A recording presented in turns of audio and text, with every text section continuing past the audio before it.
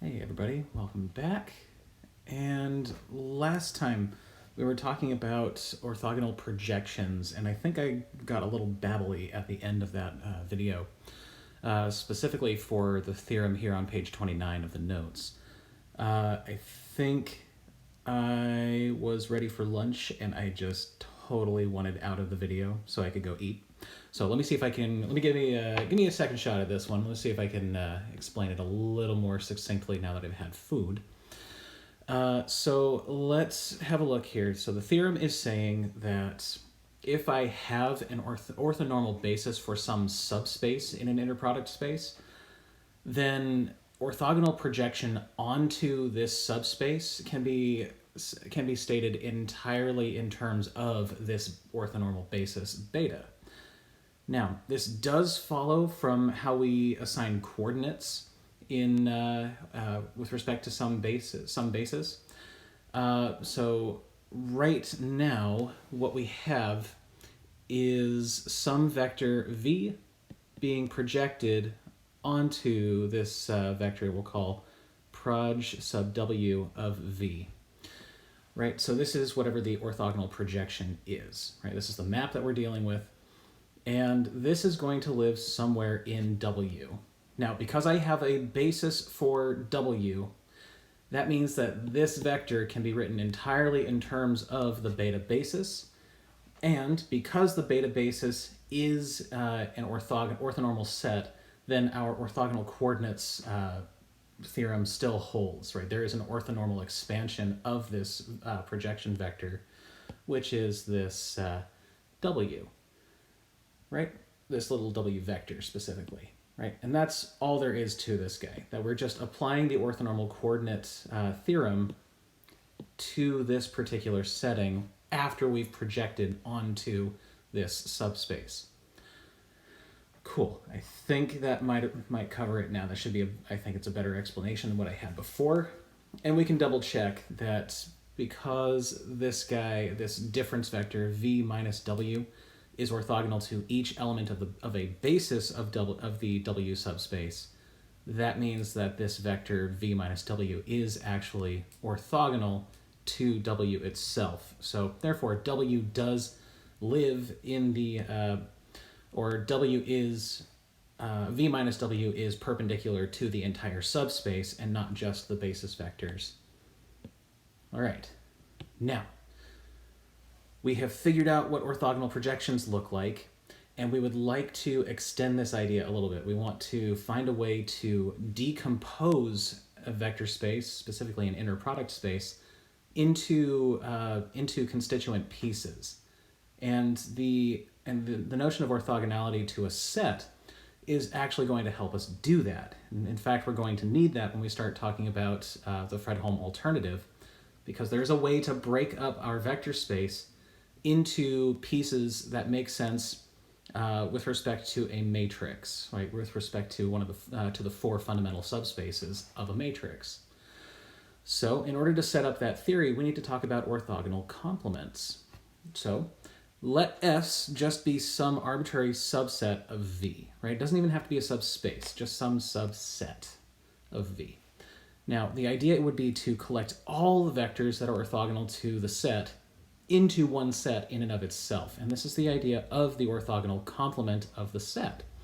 So any subset S gets assigned to it some subspace. And in fact, it is going to be a subspace, right? Not just a subset.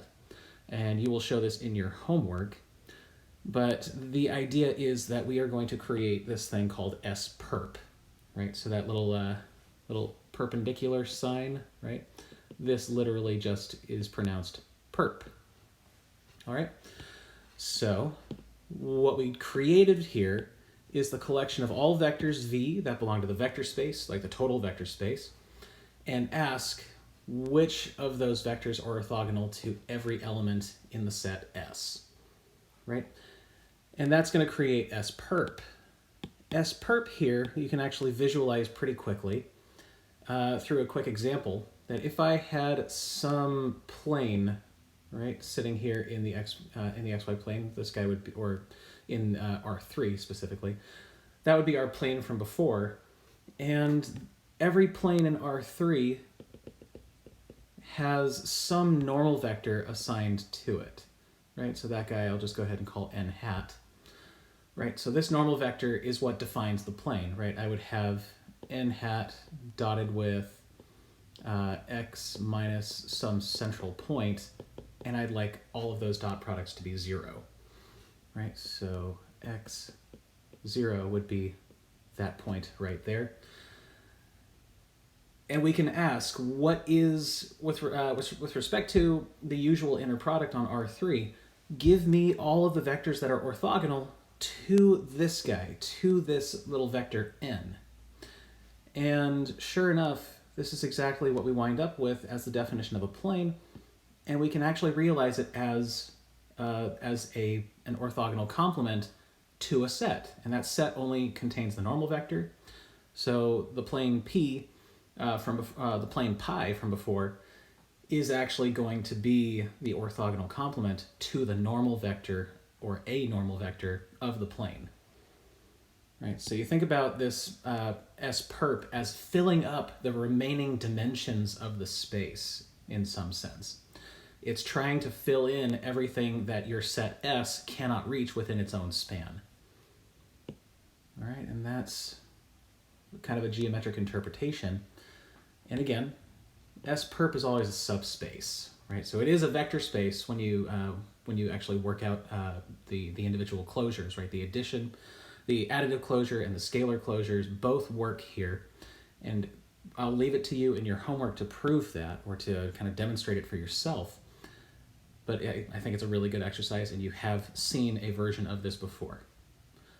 So what are we going to do with our S perp? Well, again, we are trying to decompose our vector space or our inner product space into reasonable pieces, right? We're going to focus on one particular subspace W, and it's very important that this guy has finite dimension or comes from a finite dimensional inner product space.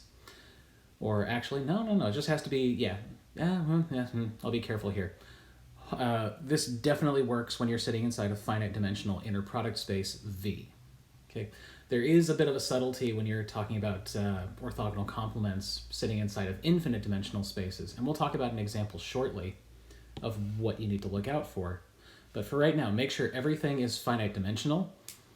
And once you have created this, or once you have your subspace, you have your inner product space, then every vector of your inner product space can be written as a sum of something that comes from the W subspace plus something that comes from its orthogonal complement, right? So this is exactly what's happening in our little triangle from before, that our vector V gets projected onto the span of W here, right? And that would be a nice little perpendicular, right?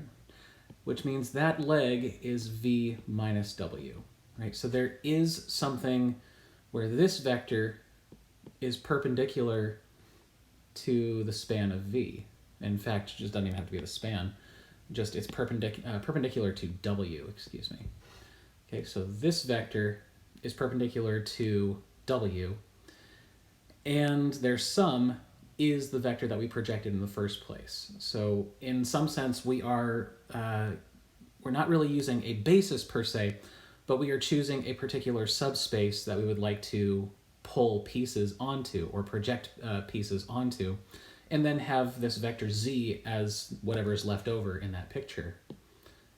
So the theorem goes that you can always do this, that you can always write a vector as a projection plus a piece in its orthogonal complement, right? And in fact, you can do this uniquely, right? So let's show it real quick. So it's actually remarkably short. Every vector V does have such an expression, right? And that's essentially a proof. We already showed that orthogonal projection is unique, so there is only one way where we could project V so that we get this vector V minus W, which leaves us with only one choice, or sorry, not V minus W, we project so that we get this W vector, right? W would be the projection. Right, this is proj onto W of V. Okay, so we've shown that there's only one way to project V onto W in an orthogonal fashion, which means there's only one choice for this Z vector, which we're going to go ahead and take to be V minus W. Right, so there is only one way to do this, which means every vector can be broken up in this fashion as some projection, orthogonal projection, plus whatever is left over. And that leftover belongs to the orthogonal complement of the space that you projected onto, or at least the span of the vectors within that set. Okay? And we've seen a version of this already, that Gram-Schmidt is already projecting onto these smaller spaces, right? If I'm remembering how Gram-Schmidt works, we're saying that V2 is, what would it be? R21 times U1 hat plus R22 U2 hat. And I'm trying to figure out what is this vector. Well, U1 and U2 hat are orthogonal to one another. So the vector that I come up with, so R22 U2 hat, is V2 minus R21 U1 hat. There's the difference vector that goes right here. Right, this is the piece that is left over after you've shaved off the orthogonal projection. Right, and we go on in Gram-Schmidt. We just keep shaving off more and more pieces with, we keep including more and more vectors in our projection set, the thing that's going to create W on each step of the way. Okay, so that's exactly what Gram-Schmidt is doing. It is projecting, it's creating successive projections onto a space that we are building one orthogonal vector at a time, or one basis vector at a time, so as to create an orthogonal basis. All right, and something interesting that we can note at this point. Let's go back to our plane example. Right, we had our little example here, and then we had a normal vector n here, and there was our plane pi. Great. So pi here is the orthogonal complement, right, of this vector n hat. Now, what happens if I take the orthogonal complement of an orthogonal complement? Right, so what would happen then? What is now perp of the perp? So this is n hat perp perp. Like, what happens here? So what are all the vectors that are orthogonal to the plane? Well, it's this entire line, right? It's this piece, this blue spanning subspace, or the blue subspace that I've highlighted here, that's spanned by n. So notice that this is strictly bigger, right? Or this contains this set n hat. Or sorry, wrong dude. That'd be this guy down here. That this contains the thing that we perped twice. Okay, so we can make something that is strictly larger in the sense of the sheer number of elements that are there, or that the set that we are perping twice is a proper subset of the orthogonal complement of the complement. But again, it's all the things that are perpendicular to the things that are perpendicular to n. So you're just kind of reflecting back on the space that you started in. So that would be the following theorem here, right? That we can go ahead and say that if we are dealing with a subspace W sitting inside of an inner product space V, and V is finite dimensional, then V perp or W perp lands right back on W because W is a subspace. You can't make that subspace any bigger. It's already closed under addition and scalar multiplication. And we can actually see this without really proving it per se. I'll just give you a proof of concept that if W, let's say, is spanned by these two vectors, 1, 1, 0, 0, and 0, 1, 1, 0, sitting in R4 with the standard Euclidean inner product, right, the dot product, then we are going to compute wperp very quickly, right? We're just asking, what are the vectors that are perpendicular to 1, 1, 0, 0? And what are the vectors that are and perpendicular to the 0, 1, 1, 0 at the same time? And this sets up a system of equations, right? So, hey, good job me. I put in a little bracket here to say solve these guys simultaneously. So we do wind up with a linear system, right? And if I come down here, right, I'm going to go ahead and actually solve that guy. And it turns out, if you didn't know you could do this, now you know. MATLAB has a mobile feature or a mobile app that you can put on your device, on your mobile device. And have a look at what I can do here. Reconnect my session. So this is the MATLAB mobile app. And if you have MATLAB on another device, let's say you actually bought MATLAB, like the actual hard disk, or you have a download for it, or you have a license, that means that you have an account to MathWorks, and you now have access, much like you do to Sage, you have access to MathWorks, and specifically MATLAB, with cloud computing.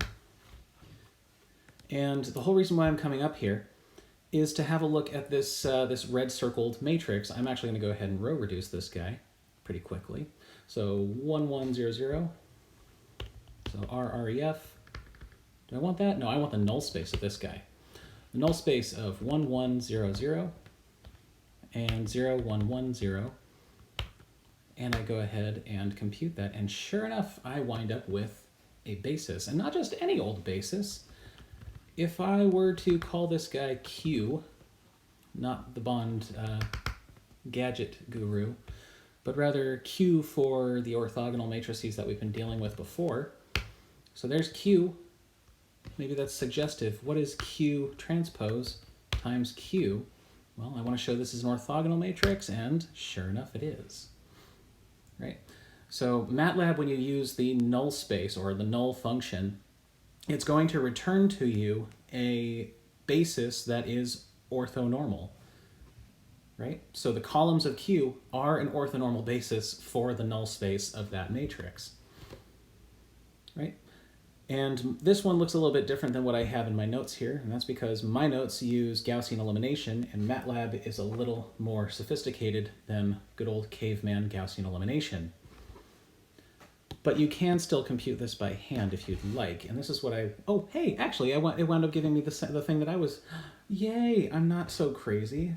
Yeah, okay, yeah. If I scale this guy up at all, yeah, I could scale this guy up. But anyway, the point is that I actually wind up with something that is pretty darn similar to what I have. Come on, load please. Thank you. Okay, right, it's pretty darn similar to what I've already computed down here. MATLAB just went ahead and normalized that vector, that basis vector.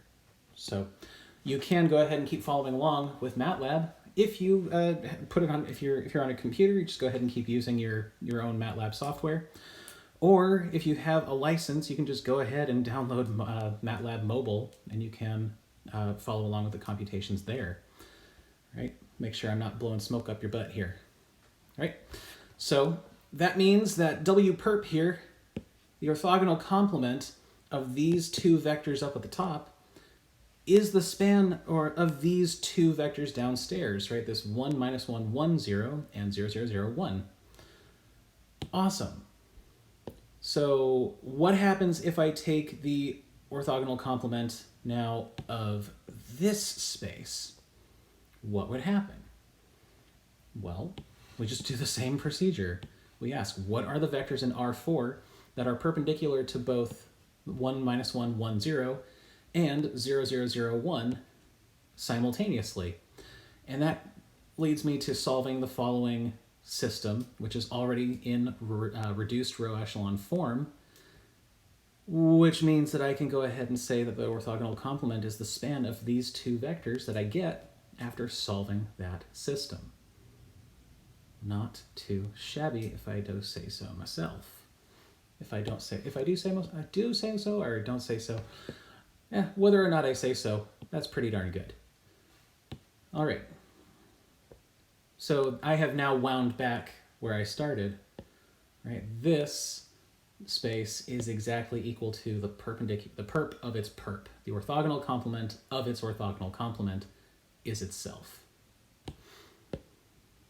Okay, great. Now, again, let's see, is this where we're going to end? Yeah, we're going to end on this page here, so give me another 2-3 minutes here. So the space S, or the set S, remember from before, we're talking about exactly this example, that the plane that we made from the earlier example is the orthogonal complement of a single vector. But if I take the orthogonal complement of that plane, I wind up with a set that is strictly larger than the set I started with, right? S here is just a single vector, and span of S is an infinity. It's a continuum worth of vectors. So the theorem that we just proved here, that the orthogonal complement of the complement lands you back on the same space, is true for subspaces, but not necessarily for subsets. Okay? So the idea where you wind up back where you started only applies in the subspace setting. So do be careful. And now, to make it even worse, infinite dimensional spaces pose a different problem. So let's go ahead and take the set of formal power series, right? So polynomials here, this would just be the span of the monomials 1x, x squared, x cubed, and so on, right? I'm including all of them in this set P of R, right? So these are all the formal power series that we can make. And if we think about these if we think about evaluating these guys, yeah, sure, they're going to be continuous functions on whatever interval we want, but in particular, they sit inside the continuous function space from 0 to 1, or on the interval from 0 to 1. And we can ask, what is the orthogonal complement if I use the L2 norm, right, the L2 inner product, to turn that into an inner product space? Sure, we can go ahead and say, well, we actually know what the orthogonal complement is of this space. It's actually the 0 vector. And we can see what happens here, that this inner product, I'm going to take the inner product of just some arbitrary function, arbitrary continuous function, against that monomial basis, right? And I say basis very, very carefully. It's not a basis in our usual sense where it's finite. No, this is an infinite spanning set that happens to also be linearly independent for whatever finite subset you want to look at. So specifically, that set of monomials, 1x, x squared, x cubed, and so on, this would constitute basically a basis for the formal power series. But what we're doing here is we're asking if f belongs to the continuous functions, right? If it lives in here, I know that f is going to be perpendicular to p, right? Any polynomial I choose, if it is perpendicular to every single vector in this spanning set. Okay? Right, so we're playing that same game. I don't have to do this I don't have to check the inner product against an arbitrary element. I just have to check it against a spanning set. And usually we do that against a basis. But when I do, I'm comparing this guy. I'm saying that this particular inner product, if it is 0 for all k, right, for all k equals 1, 0, 1, 2, and so on, that implies that this function actually has to be the 0 function, right? If it's a continuous function, very, very, very important distinction here. F is continuous. This collection of integrals being 0 implies that f has to be identically the 0 function, which means that the only thing that is perpendicular to the polynomial, the formal power series space, is the 0 space. But what happens if I take the orthogonal complement of the 0 space? Well, I get back everything, right? Everything is orthogonal to 0. And this is not the same thing as the polynomial space that I came from. So even though this formal power series subspace is a vector space, if I take the orthogonal complement of its complement, I don't land back in the same location. And that is a bit of a problem. And we should be able to address why it's a problem and explain how we can fix it or try to avoid it in some way, right? But this is because polynomials are dense in C01. This is actually a theorem of Weierstrass. Okay? So, in other words, every continuous function can be approximated arbitrarily closely in the infinity norm to by a polynomial, by a power series or some truncation of a power series, right? This is effectively Taylor's theorem, or the Taylor series approximation. But every continuous function can be approximated by a polynomial to any degree of tolerance, right? And that's what it means to be dense. It means the closure of this space is actually bigger, or fills out the space that it sits in. Okay, and that is something that orthogonality really has trouble detecting, is when things are dense. It can't distinguish when things are arbitrarily close to one another. It's really, really tricky to work with in the infinite dimensional setting. So do be careful moving forward that we are working with finite dimensional spaces, because that's when our theory is going to work most effectively. All right, so that's all I want to say on orthogonal complements. We are going to move on then in the next video to two things. We're going to start looking at the Fredholm alternative from an orthogonal complement standpoint, or from the standpoint of orthogonality. And we're going to find this relationship between the four fundamental subspaces of a matrix that is going to help us answer the question